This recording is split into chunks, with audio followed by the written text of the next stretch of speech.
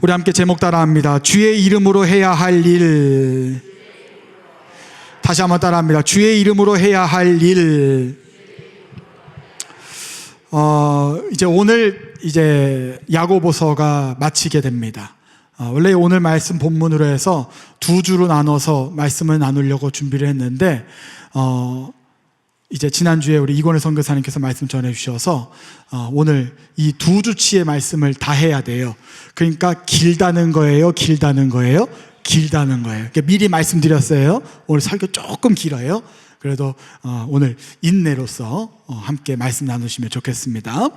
자, 지난주 7절서부터 11절까지의 말씀을 통해서 우리 뭘 배웠냐면 따라합니다. 길이 참으라.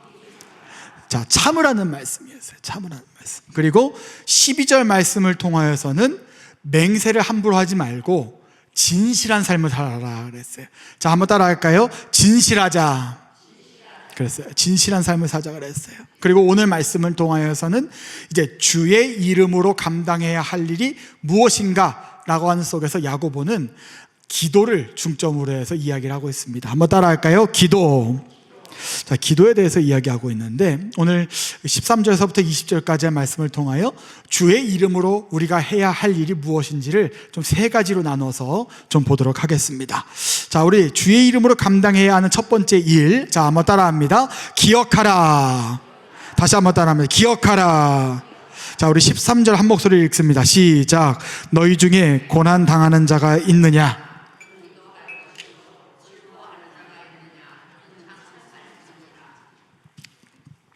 행함이 있는 믿음, 믿음에는 행함이 있어야 된다라고 하는 게 야고보서의 중요한 내용이지요. 이 행함이 있는 믿음에는 어떤 것들이 있는가? 믿음을 가진 사람들에게는 여러 종류의 일이 일어납니다. 고난도 있고요, 또 즐거운 일도 존재합니다. 웃을 수도 있고 울 수도 있는 날이 아주 산재해 있습니다. 중요한 것은 이러한 일들이 있을 때 우리 예수님 믿는 사람들이 어떻게 해야 하느냐가 문제인 거죠. 자, 먼저 고난, 이 고난이라고 하는 단어가 이 원형이 이 카코파데오라고 말을 쓰는데 이것이 나쁜, 악한 이런 뜻이 있어요. 뭐 유해한 이런 뜻이 있거든요. 이 믿음으로 인하여 나 받는 고난, 이 고난이 여러 종류의 고난이 있지요. 믿음 때문에 받는 고난도 있고 이유 없이 당하는 고난도 있어요. 그리고 죄 때문에 오는 고난일 때도 있지요. 고난은 여러 종류가 있어요. 모든 종류의 고난을 여기서는 의미하고 있습니다. 어떤 이유로든지 나타나는 고난, 이 고난이 있을 때 야고보는 무엇을 하라고 제안합니까? 자, 따라합니다. 기도라고 하는 거예요. 우리 고난이 있을 때 기도해야 돼요.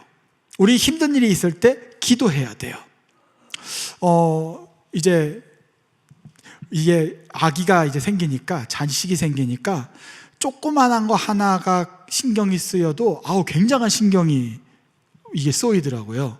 그래서 조금만 아파도 이게 너무 신경이 많이 쓰게 되더라고요. 그런 속에서 지난 주일날 제 아내가 우리 아이가 이제 뭐가 났어요. 이 배때기에 배때기에 뭐가 났어요. 그래서 뭐가 나가지고 제가 이렇게 좀 많이 걱정이 되더라고요. 한 3주 넘었는데 그래서 하는데 이거 어떡하냐 그랬더니 제 아내가 그러더라고요. 여보, 하나님밖에 없는 것 같아 이런 얘기를 하더라고요, 저한테. 저는 병원밖에 생각 안 했는데 제 아내는 하나님밖에 없는 것 같다라면서 기도밖에 안 나온다라고 얘기를 하더라고요. 그런 얘기를 들으면서 그런 생각을 했습니다.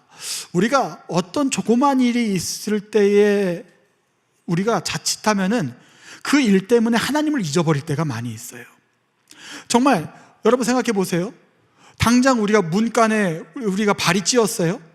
당장 우리는 아파하면서 하나님 당장 잊어버리는 거예요.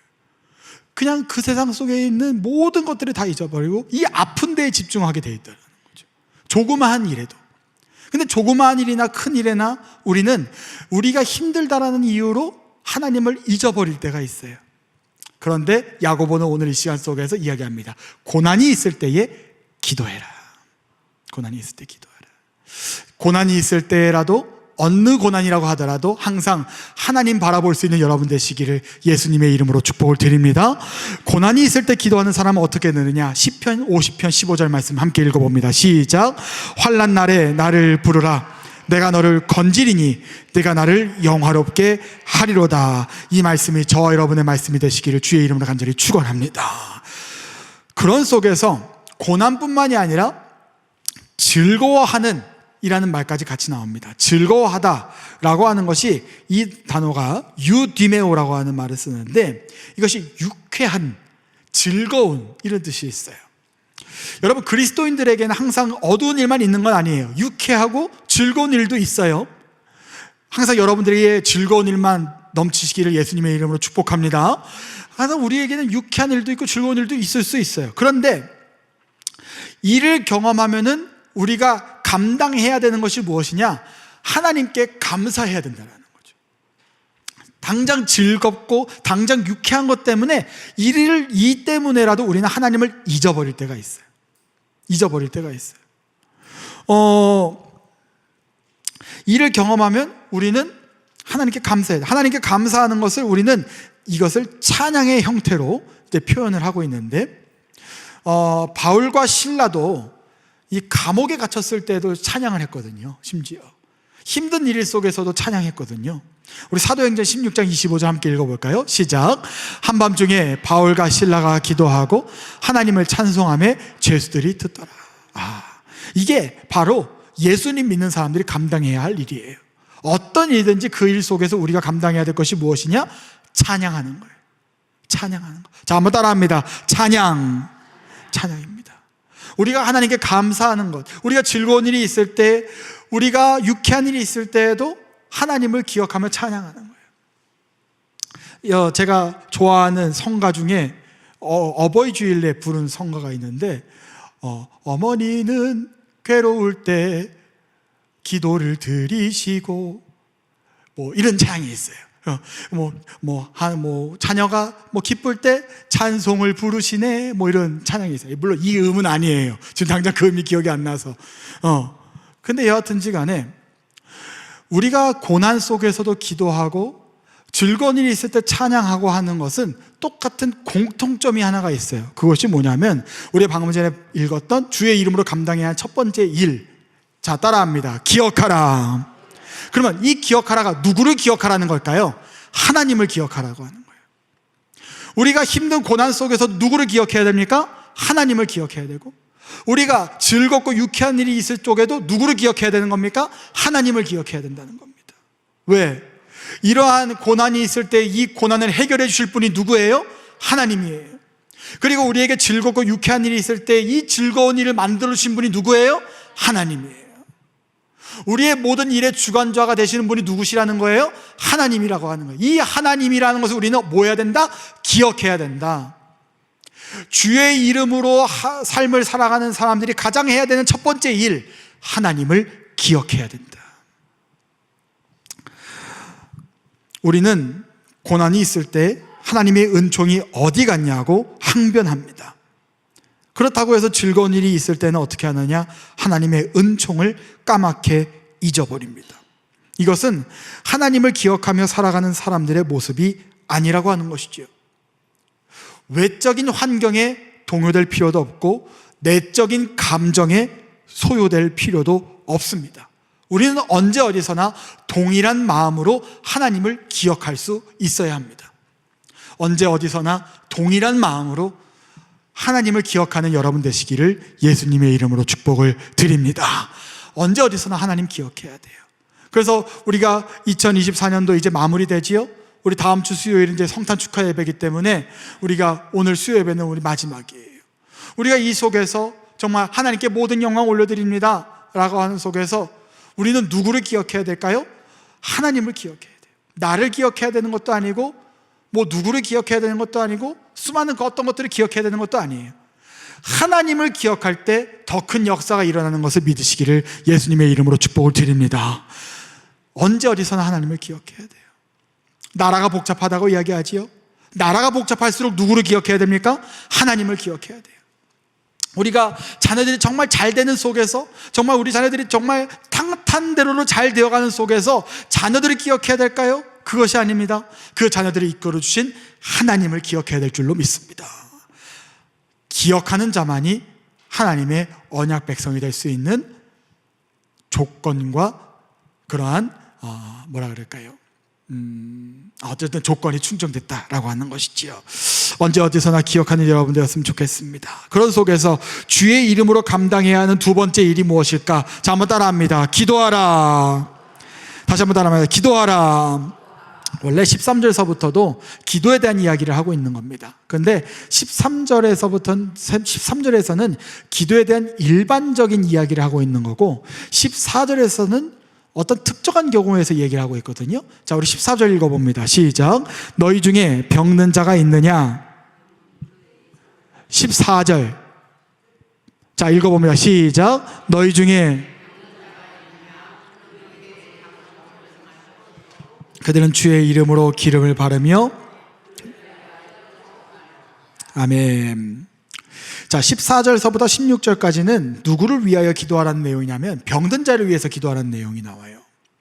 이 병들다라고 하는 단어가 아스테네오라고 하는 말을 씁니다. 아스테네오. 이 아가 부정사고 스테네오가 이제 강하다라는 말이거든요. 그러면 강한 게 부정됐으니까 강하지 않다라는 의미예요. 아스테네오가.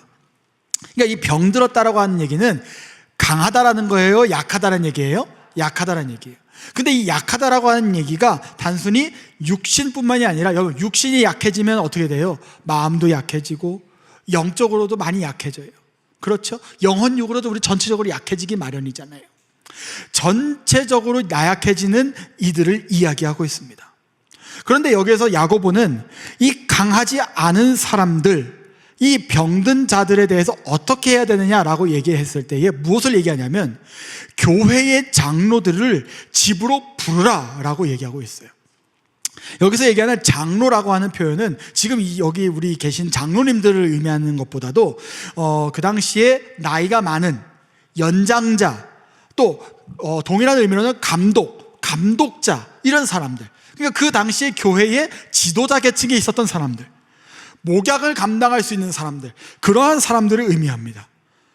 근데 그 사람들이 여기 여러분 14절을 보시면 교회의 장로라고 나옵니까? 장로들이라고 나옵니까? 장로들이라고 나와요.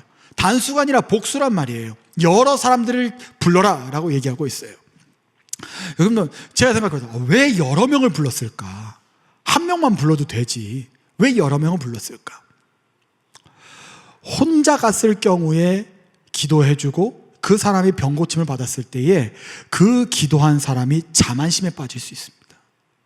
내가 고쳤다, 내가 한 기도 때문에 이 사람의 병이 나음을 받았다, 이 사람이 회복됐다라고 하는 자만심에 빠질 수 있습니다. 그건 무슨 얘기냐? 함께 함으로 인하여서 사람이 하는 일이 아니라 누가 하는 일임을 기억해라. 하나님이 하시는 일임을 기억해라. 그래서 누구를 더욱더 의지하며 기도해라. 하나님을 의지하며 기억해라. 그래서 누구의 이름으로 기도하라고 하는 겁니까? 주의 이름으로 기도하라고 합니다. 자, 한번 따라합니다. 주의 이름으로. 그렇습니다. 주의 이름으로 감당해야 되는 거죠. 육체가 약하든 마음이 약하든 그 사람이 강하지 않은 상태라고 한다면 우리는 자칫하면은 그 사람이 교회에 오기를 바라요. 약한 사람이 교회에 스스로 찾아오기를 기다려요. 근데 야고보는 정반대의 말을 합니다. 그 약한 사람이 있을 때 그 약한 사람을 향하여 찾아가라. 찾아가서 그 사람을 위하여 함께 찾아가서 주의 이름으로 기름을 바르고 주의 이름으로 기도하라. 그 일을 열심히 감당할 때에 그 사람이 일어서고 안 일어서고는 누가 결정하시는 거예요? 하나님이 결정하시는 거예요. 그렇기에 우리는 이 기도의 일을 열심으로 충심으로 감당해야 합니다. 주의 이름으로 기도하는 그 일을 게을리 해서는 안 됩니다. 열심히 감당해야 된다라고 하는 거예요. 우리 옆에 있는 분들 잠깐 바라보지요. 옆에 있는 분들 바라보세요. 보기 싫어도 보세요. 자, 보시면서 이렇게 축복하시지요. 항상 당신을 위해 기도하겠습니다. 네, 기도하셔야 돼요. 이렇게 해서 기도 안 하기만 해봐. 아주 그냥 기도해야 돼. 기도해야 돼. 항상 기도해야 돼. 이것이 바로 야고보가 이야기하고 있는 거예요. 찾아가서 함께 함께 찾아가서 하나님이 일하시는 것임을 기억하면서 하나님이 일하시기를 원하는 마음으로 주의 이름으로 기도하는 것, 그것이 우리 예수 믿는 사람들이 감당해야 하는 두 번째 일이라고 하는 것이지요. 자, 그런 속에서 15절 말씀 읽어봅니다. 15절 시작. 믿음의 기도는 병든 자를 구원하리니 주께서 그를 일으키시리라. 혹시 죄를 범하였을지라도 사하심을 받으리라 라고 되어 있어요. 여러분, 주의 이름으로 감당하는 기도는요, 확실히 회복의 역사를 경험한다는 것을 믿으시길 바랍니다. 여러분, 왜? 이 기도는 누구의 이름으로 감당하는 거예요? 주의 이름으로 감당하는 거예요. 그리고 15절에서는 뭘 얘기하냐면 따라합니다. 믿음의 기도. 믿음, 이 중요해요. 자, 따라합니다. 다시 한번. 믿음의 기도. 이 중요한 것은 이 기도가 믿음의 기도여야 된다고 하는 거예요. 우리가 이 믿음의 기도가 되지 못한다면 정말 하나님께서 어떻게든 감당하실 줄을 믿는다라고 하는 그 믿음의 기도가 100% 이루어지지 못한다면 역사가 일어나지 못한다는 거죠. 아, 이게 일어나겠어? 아, 이게 정말 일어나겠어? 조금이라도 의심. 아, 내가 뭐 손대면 뭔 일이 일어나겠어? 그런 마음 버려야 된다라고 하는 겁니다. 하나님이시면 할 줄로 믿습니다 라고 하는 그 믿음의 고백으로 감당하는 믿음의 기도가 될 수 있을 때에 무슨 이야기입니까? 병든 자를 구원하리니, 그리고 주께서 그를 일으키시리라 라고 이야기를 하고 있습니다. 누가 일으키신다고요? 주께서 일으키신다. 내가 하는 것 아니에요. 하나님의 이름으로 하나님의 일을 감당하는 사람, 하나님이 하실 줄로 100% 믿습니다 라고 하는 그 믿음의 기도를 감당한다면 하나님께서 그를 회복시켜 주실 줄로 믿습니다. 이것을 야고보는 이야기하고 있는 거예요. 그런 속에서 여기서 구원한다 라고 하는 의미가, 우리는 자칫하면은 이게 우리가 무슨 이 원죄로부터의 구원, 이런 구원을 얘기하는 생각할 수 있는데, 문맥상으로 보면은 그런 구원보다는 이 육체적인 질병에서 구원받는다라고 하는 의미예요. 육체적인 질병에서. 자, 그런데 여기서 주목해야 될 것이 죄를 범하였을지라도 사하심을 받으리라 라고 나와요. 여러분, 이 당시에 이런 생각이 있었어요. 병이 걸린 이유가 내가 죄를 범했기 때문이다. 너 왜 아픈지 알아? 너 죄 져서 그래. 그런 얘기 옛날에 많이 했었어요. 그렇죠? 너 옛날에 목사님들이 이런 얘기 많이 해. 너 당신 왜 그런 일이 벌어진지 알아? 기도 안 해서 그래. 이런 얘기 많이 했었다고, 옛날에는. 요즘에 그런 얘기 함부로 하면 안 되는데 옛날에 그런 얘기 많이 했어요, 목사님들이. 근데 여러분 보십시오. 이 당시에도 그런 생각이 있었다라고 하는 겁니다. 그런데 이러한 생각도 어느 정도 맞는 부분이 있어요. 왜? 죄와 질병이 상관관계가 있는 경우도 있었고 없는 경우도 있었다라고 하는 것을 성경에서는 이야기하고 있기 때문입니다. 분명한 사례에서 얘기하고 있어요. 그런데 지금 여기에서 얘기하는 야고보는 어떤 케이스를 얘기하고 있냐면, 죄로 인하여 받게 되는 이 육체의 질병이라고 할지라도 그 질병이 사하심을 받을 것이다 라고 하는 거예요. 죄를 사하심 받는다라고 하는 것이 아니라 육체의 질병이 사하심을 받는다. 근데 이 육체의 사하심을 받을 수 있는 이유가 무엇이냐? 그 사람이 주의 이름으로 감당하는 그 기도가 어떤 기도냐? 내가 이 과거의 죄를 회개하는 기도가 믿음의 기도가 나오기 때문이에요. 그 질병에 걸린 사람이. 그렇기 때문에 그 질병에 걸린 사람 믿음의 기도를 감당하게 될 때에 그 사람이 어떤 육체의 질병이든지 사하심을 받게 될 수 있다라고 하는 것을 이야기한다는 것이죠. 자, 그런 속에서 16절 말씀 함께 읽어봅니다. 16절 시작. 그러므로 너희 죄를 서로 고백하며 병이 낫기를 위하여 서로 기도하라. 의인의 간구는 역사하는 힘이 큼이니라 라고 얘기했어요. 자, 15절의 말씀을 봤습니다. 그러므로 라고 얘기하고 있어요. 자, 죄와 연관되어 있다는 그 15절의 말씀을 받으면서 이야기하고 있어요. 그런데 이것을 얘기하면서 뭘 얘기하냐면, 자, 한번 따라합니다. 서로 고백하며. 이게 정말 중요한 말이에요. 서로 고백한다. 서로에게 고백한다.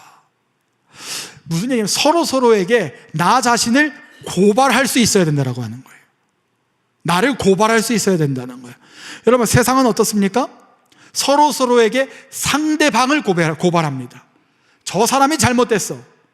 그런데 예수 믿는 사람은 어떻게 된다? 서로에게 나 자신을 고발한다는 거예요. 그게 좀 더 강하게 들어올 것 같아요. 고백한다라고 하는 것보다 고발한, 나 자신의 지은 죄를 고발한다 라고 한다는 것이죠. 이것이 바로 세상과 교회의 차이입니다. 교회는 나 자신의 껍질을 벗겨내도 그것을 위하여 기도해 줄 수 있는 존재. 왜 이것이 가능한가?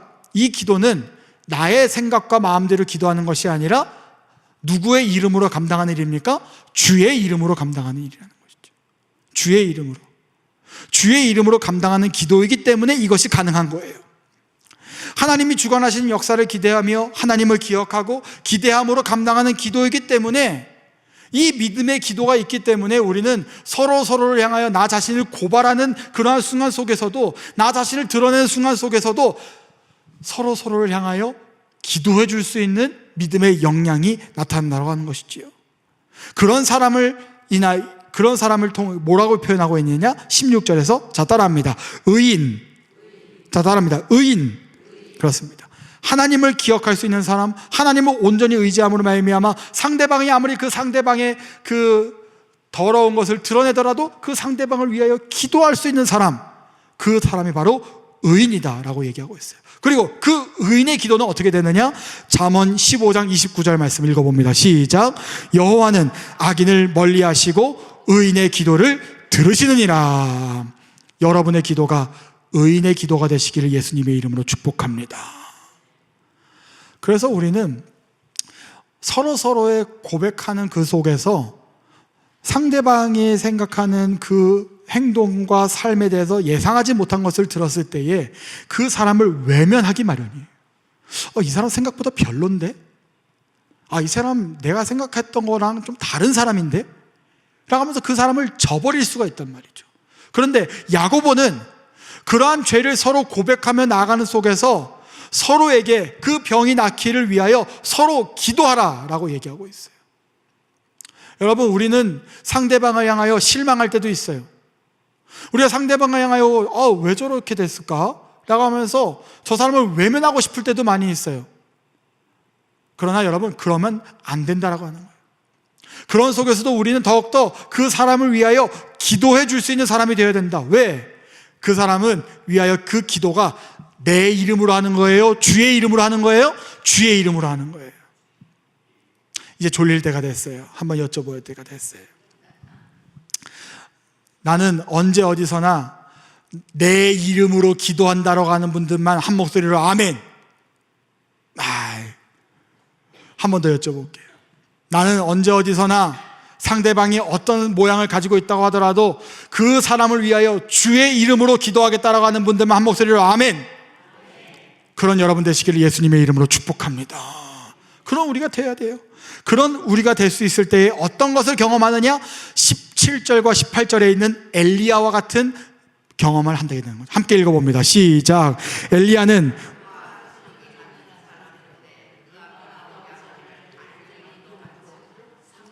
개월 동안 땅에 비가 오지 아니하고 다시 기도하니 하늘이 비를 주고 땅이 열매를 맺었느니라 라고 얘기했어요. 17절 18절에서 엘리야를 예를 들고 있어요. 그러면서 엘리야는 우리와 성정이 같다라고 얘기하고 있거든요. 이 성정이 같다라는 얘기는 이 같은 감정이나 같은 행동 양식을 가졌다라고 하는 거예요.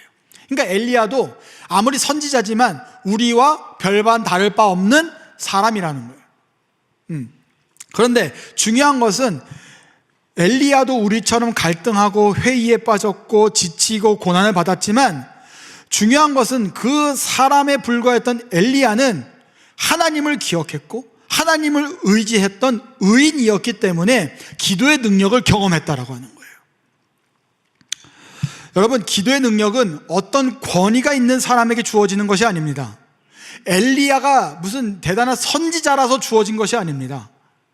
엘리야는 언제 어느 순간에서나 하나님을 바라볼 수 있는 사람이었기 때문에 기도의 응답을 경험할 수 있었던 거예요.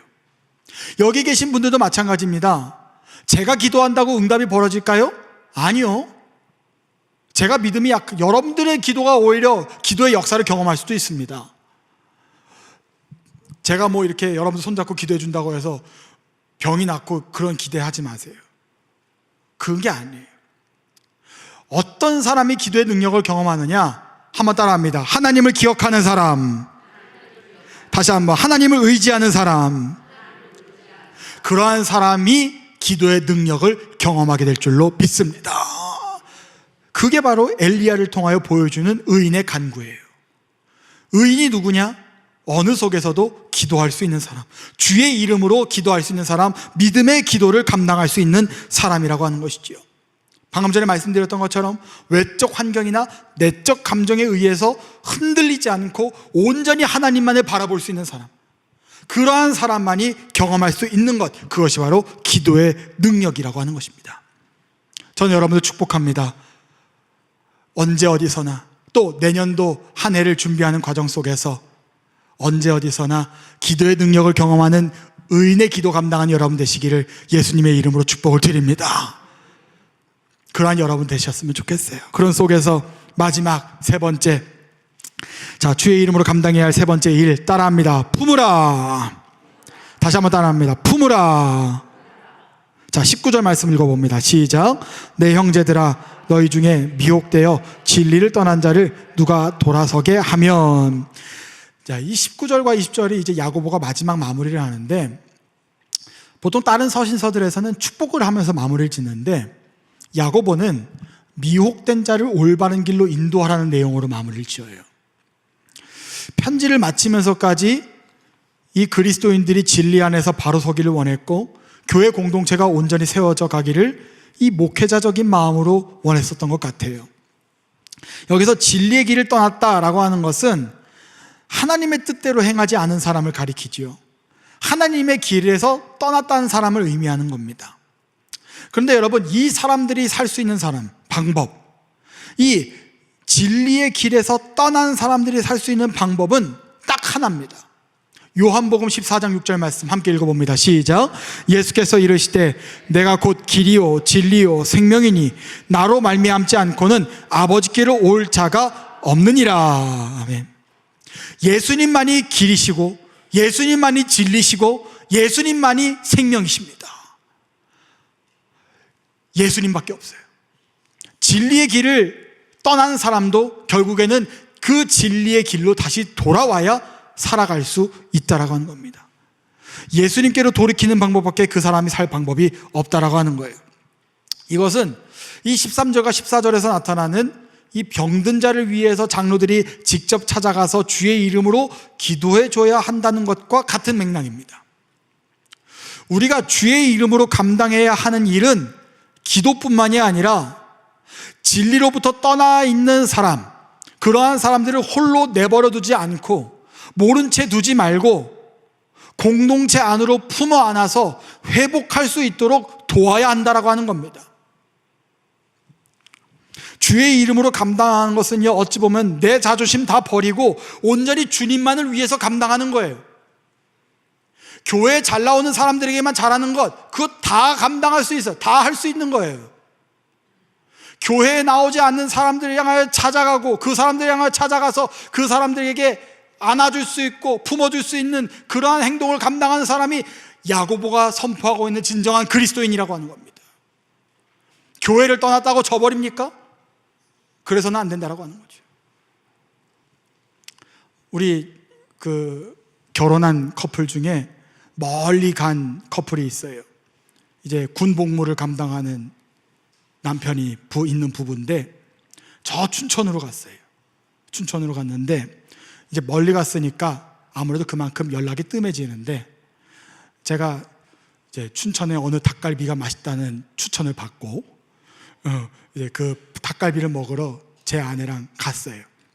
이제 갔는데 이제 제가 이제 SNS에다가 그거를 내가 거기 갔다고 올렸어요. 올렸는데 그 지체가 저한테 메시지를 보낸 거예요. 아, 목사님 춘천 오셨어요? 이러는 거예요. 아, 춘천 오셨구나. 그럼 이게 무슨 말이야? 그럼 나는 부담이 있는 거지. 아, 이거 들렸다 가야 되나? 왜 빨리 먹고 빨리 서울로 돌아가려고 그랬거든요. 왜냐면 이 경춘 고속도로가 한 번 막히면 아예 답이 없어요. 이 운전하시는 분들은 아실 거예요. 그러니까 빨리 돌아가야 되는데, 아, 이거 만나고 가야 되냐 말아야 되나. 그런데 그래도 이왕 왔으니까 만나서 그래도 기도 한번 해주고 와야겠다. 그래서 어디 있어요? 당장 전화를 걸었죠. 어디 있어? 내가 지금 거기로 갈게. 그래서 어디 일하고 있다 그래가지고 그 일하는 그 일터에 가가지고 찾아가서 한 1시간 동안 수다 떨고, 그 다음에 내가 그래도 임신했거든요. 그래서 제가 기도해 주겠다고. 그래서 기도를 해주고, 내가 앞으로 춘천 올 일 있으면 무조건 전화할 테니까 만날 준비하라고 하면서 딱 기도해 주고 왔었던 기억이 있어요. 지금도 그러니까 열심히 연락하고, 그 남편 되는 그 지체한테도 연락 열심히 하고 있어요. 왜? 멀리 떠났다고 해서 가족이 아니에요? 아니에요. 저 먼 아프리카를 가도 가족이에요. 그런데 우리가 감당해야 될 것은 무엇이냐? 그 사람을 향하여 찾아가는 거예요. 그 사람을 잊지 않고 찾아가서 기도해주고 그 사람을 품어줄 수 있는 그러한 마음이 우리에게 필요하다는 것이죠. 여러분, 우리가 떠났다고 해서 그 사람을 저버릴 필요가 없어요. 떠났기 때문에 오히려 더 그 사람을 위해서 기도해야 되고, 떠났기 때문에 그 사람을 더욱더 찾아가야 되고, 떠났기 때문에 오히려 그 사람을 향하여 전화 한 통 더 할 수 있는 그런 믿음의 역량이 필요합니다. 우리가 감당할 수 있는 일은 최선을 다하고 주의 이름으로 최선을 다해서 품을 때에 그 일은 내가 하는 게 아니에요. 그 사람이 일어서고 안 일어서고의 판단은 누가 하시는 거냐면 하나님이 하시는 거예요. 그 하나님이 그 사람의 마음을 바꿔주셔서 언젠간 그 사람이 다시금 교회로 나올 줄로 믿습니다 라고 하는 그 마음 가지고 열심으로 우린 최선을 다해야 된다라고 하는 것이죠. 사랑하는 여러분, 그런 속에서 우리가 마음의 상처를 입을 수도 있어요. 그러나 마음의 상처를 입는다고 해서 그만둘 일이 아니에요. 마음의 상처를 입는다고 하더라도 우린 더 열심으로 그 사람을 향하여 찾아가야 돼요. 왜? 이 일은 내 이름으로 감당하는 것이 아니라 누구의 이름으로 감당하는 겁니까? 주의 이름으로 감당하는 일임을 기억하시길 바랍니다. 우리는 누구의 이름으로 살아가는 사람들이에요? 주의 이름으로 살아가는 사람들이에요. 그래서 야고보는 오늘 이 시간 속에서 20절 말씀으로 마무리 짓고 있습니다. 20절 말씀 함께 읽어봅니다. 시작. 너희가 알 것은 죄인을 미혹된 길에서 돌아서게 하는 자가 그의 영혼을 사망에서 구원할 것이며 허다한 죄를 덮을 것임이라 라고 하는 거죠. 여기서 너희가 알 것은 얘기하고 있어요. 야고보는 옳은 길로 인도하는 일에 대해서 얼마나 소중한 것인지 이 형제들이 알기를 원했어요. 그리고 이러한 일들이 이 사람들을 품어가고 이 사람들 다시금 돌아오게 하기 위하여 최선을 다해야 하는 나의 모습들이 단순히 육체적 사망이 아니라 하나님의 형벌인 영원한 사망으로부터 구원하는 일이고 허다한 죄를 덮는다. 이 덮는다라고 하는 말이 원어로 갈립토라고 하는 말을 쓰는데, 이 덮는다, 구원은 물론 하나님이 하시는 겁니다. 사람이 감당하는 것은 아니지만 그 사람이 구원받도록 도울 수는 있다라고 하는 말을 20절을 통하여 이야기하고 있습니다. 그것이 바로 허다한 죄를 덮을 것임이라 라고 표현하고 있는 거예요. 2024년도도 정말 고생 많으셨습니다. 그러나 우리가 내년도에도 감당해야 할 일들이 많이 있어요. 우리가 내년도에 감당해야 될 일들이 무엇일까? 언제 어디서나 우리의 함께하는 그 길 속에서 떠난 사람이라고 하더라도 그 떠난 사람을 품어줄 수 있는 그러한 믿음의 모습을 2025년도에는 한번 결단해 보셨으면 좋겠어요. 내 자녀가 떠났습니까? 그 자녀를 품으십시오. 여러분들이 친했던 그 친구가 떠났습니까? 그 친구를 품으십시오. 여러분들과 함께했던 함께 정말 열심히 생활했던 그 이가 떠났습니까? 그 이를 품으십시오. 그리고 품고 찾아가시고, 품고 그를 위하여 기도하시고, 품고 하나님이 역사할 줄로 믿고 기억하면서, 하나님을 기억하면서 그 사람을 위하여 열심을 다하십시오. 2025년도에 그 열심으로 감당한 여러분 되실 때에 여러분들을 통하여 허다한 죄가 덮어지는 역사가 여러분들을 통하여 일어나게 되시기를 예수님의 이름으로 축복을 드립니다. 그러한 일들이 여러분들을 통하여 일어나야 됩니다. 그러한 일들이 서강교회를 통하여 일어나야 됩니다. 믿으십니까? 별로 안 일어나고 싶으신가 봐. 다시 한번 여러분을 축복합니다. 그러한 일들이 서강교회에 함께하는 여러분을 통하여 일어나게 되시기를 예수님의 이름으로 축복합니다. 그러한 여러분 되셔서 야고보서 마지막 시간에 우리가 세 가지를 했습니다. 우리가 2025년도를 바라보면서 감당해야 할 세 가지 일, 주의 이름으로 감당해야 할 세 가지 우리가 이야기 나눴습니다. 야고보는 이 세 가지를 이야기하면서 마무리 짓고 있어요. 자, 한번 따라합니다. 기억하라, 기도하라, 품으라. 기억하십시오. 늘 하나님을 기억하십시오. 늘 하나님께 기도하십시오. 늘 하나님이 일하실 줄로 믿으며 품으십시오. 그런 여러분들 되시면 하나님께서 여러분들을 통하여 머물고 싶은 풍경을 만들어 주실 줄로 믿습니다. 여러분도 혼자 하는 거 아닙니다. 지난 주일날 우리 말씀을 들었습니다. 하나님의 은총은 이미 임했다. 하나님은 이미 우리와 함께 하고 계시다. 하나님의 역사는 이미 일어나고 있는 줄로 믿습니다. 그러나 역사의 주인공 되어 나아가는 야고보서의 그러한 믿음의 주인공이 저와 여러분들 모두가 되어 나가시기를 주 예수 그리스도의 이름으로 간절히 축원합니다. 옆에 있는 분들과 마지막으로 이렇게 축복합니다. 믿음의 주인공 되시기를 축복합니다. 기도합니다. 하나님, 2024년도를 마무리하는 시즌 속에 살고 있습니다. 하나님을 기억하지 못할 때도 많았고, 기도하지 못할 때도 많았고, 품지 못할 때도 많았습니다. 오늘 말씀을 통하여 하나님 우리에게 다시금 말씀 주신 줄로 믿습니다. 다시금 하나님을 기억하게 하시고, 다시금 하나님께 기도하게 하시며, 다시금 그 어떤 일들도 품을 수 있는 우리가 되게 하여 주셔서 이 모든 일을 주의 이름으로 감당하는 믿음의 의인이 됨으로 말미암아 2024년도처럼 2025년도에는 더 큰 승리의 역사를 경험하는 우리 서강의 성도님들 될 수 있도록 주님 함께하여 주시옵소서. 이미 함께하여 주심을 믿습니다. 예수님의 이름으로 기도합니다.